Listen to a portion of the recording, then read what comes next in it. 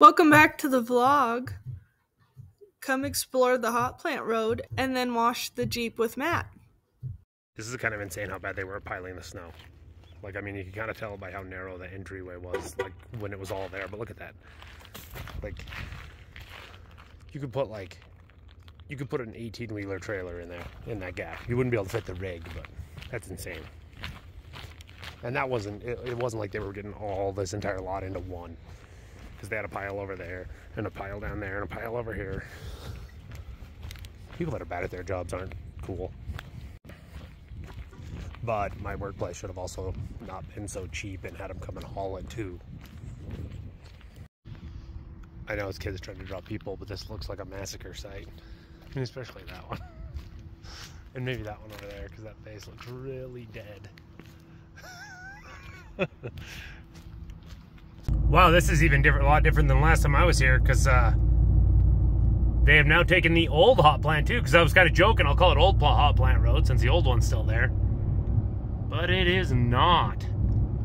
The shack for it is. It's kind of weird. I thought it was way closer to the road until, like, I guess with like the piles and the hoppers and stuff it was. But until the shack's there by itself, you didn't realize how far it stretched, like, down the road. Jeez. That's kind of funny, though, and crazy.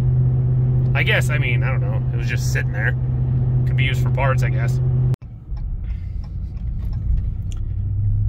Okay, so obviously, like, Northwest Energy hasn't come and taken the power out, so the power boxes and all that are still there. That's just random gravel, and that's a completely different loader than we ever had out here. But yeah, you can see right here where they were digging the berms out that got them up to the bins on this one.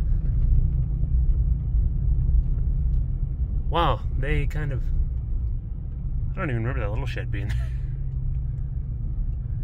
That is kind of crazy. And then, well, it doesn't look like they, oh yeah, they got the scale out of there now too, or at least the platform part. Oh yeah, and they got a lot of the power box out. Obviously that was still there. But, oh no, wait, they didn't get the platform. Oh, that's from where they took the silo down. Dope. I wonder if they're just slowly but surely taking stuff out. It's kind of intriguing that they screwed with this. They obviously just dug it way deeper, which, you know, is just going to make things worse. Because that's going to make water stay flowing down this. Yeah.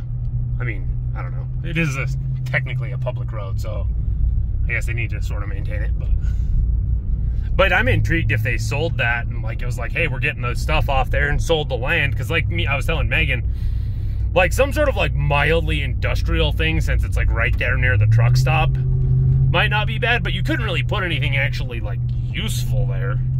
And then it's like, I mean, maybe somebody bought it to build a house, and if you kind of built it off, like, behind, like, where I was mentioning the scale, because they own, like, back over deep into that. Like, if you build a house way back there, but with this being a public road, you'd be right on this. And I mean, I don't know if you can see it off there in the distance, like, people clearly just dump trash. Like, this is kind of, it's kind of one of those shitty places where people do stupid shit that they shouldn't, because there's trash over there. Shortly after coming up the hill, there's a fridge. Like, just a bunch of shit there. And then, like, this area's terrible. This is probably where we got the first nail in the tire in this immediately when we went and played on all these. And yeah, there was like a car.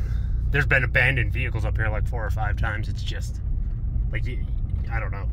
But I mean, I doubt anybody, because where that's at, it's probably not zoned for anything. But even if it was, I doubt, like, no one would put in the work to rezone it to residential. And no one would want to live there anyway, probably. Plus, being that close to a truck stop, I feel like it'd be really sketchy with some of the people that end up at truck stops. Yeah, and there's a pile of tires. There's a couple right by the road here.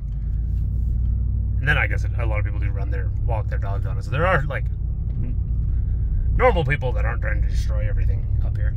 Wow, they graded this whole freaking thing. Would have been kind of cool if they'd have done this when I was up here with the GoPro, because I really would have been able to be in it. Because, you know, like, obviously this truck is jumpable, but you don't want to hit a deep washout at, like, 40. I mean, they did a really half-assed job, because, like, where there were rocks, they just kind of let the blade move up. But a couple of years ago, for some reason, dump trucks were coming this way. But there's some sort of substation or something up over in that area, so that could have been it. And at least they didn't fill in the big mud hole back there or any of these mud holes. Wow, these are empty. Well, that one isn't really, but considering the weather situation, it'll be interesting to see if they did the last little climb up to Tech, because that spot was probably the worst. Okay, so whatever they graded it for, they didn't come this far.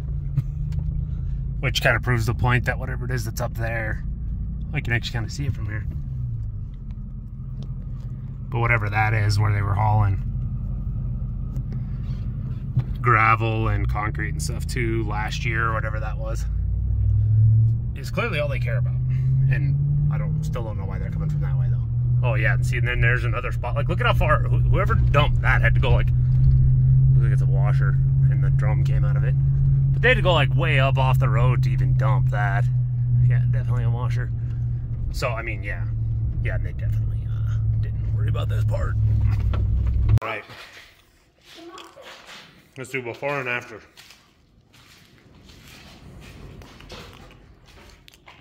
Here's the after. I did first few feet, so there's not stuff getting tracked in quite as quickly. And then obviously anything light enough for the wind to blow is already back in here.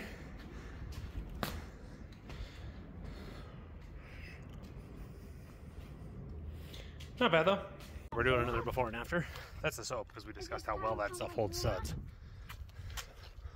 I have a good question. Hold on. I don't even know. How does the wind stay blowing? After, obviously. Oof, did really bad right there. That's the thing, that back bumper with all the road grime it gets us. Okay, I'm gonna be redoing a bunch. But yes, before I redo that, there's still foam. That's insane. Okay, it's a bit better. The wind is basically drying it. I completely forgot to redo that one. I guess I can still do it. I just moved it up so it's closer to the outlet when I do the inside.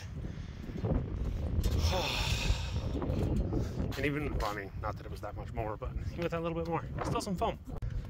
I got in a bit of a hurry and dropped the ball on it before on the interior. But here's an after. Did kind of half that job because I was kind of in a hurry, but literally this was like packed solid up to there. Like, it took like 5 seconds of hard blasting with the hose. It was insane.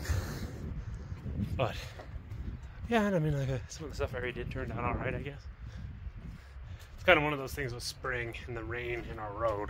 Like, it ain't gonna stay very long anyway. It's supposed to be raining or snowing again by Wednesday, so I already kind of went really overboard considering that. There's another kind of crazy thing about the wind, because obviously this is fresh because I'm like rinsing the sponges in the bucket. But this is kind of insane. It's already bone dry. Like clear out to where it ran to, which, I mean, the ground was just wet from snow melting, so it's not like it's like super dry. It's just kind of crazy how much that wind will pull away moisture. Nathan here is such a nice kid. Hi. Because you said the Jeep looked brand new, even though, like, A, I didn't do a great job, and B, it's like, it's got like a lot of scratches and stuff like that. I guess it's like with the garage light off or not turned on, and like as we were pulling out where you're kind of a distance away, it does look really good. But I mean, pretty much everything's like that. Like, once something has more than like 5,000 miles on it, and thus every single one of those miles was like absolutely babied and it never even got close to a dirt road, everything's going to be a little bit rough if you start getting really close and looking really close. Because I mean, if this is the way this thing flings rocks, especially on that black strip along the bottom, it's far from perfect. Thank you so much for watching this video. If you enjoyed it, don't forget to like, comment, subscribe, share it with your friends, hit the notification bell, and we'll see you in the next video.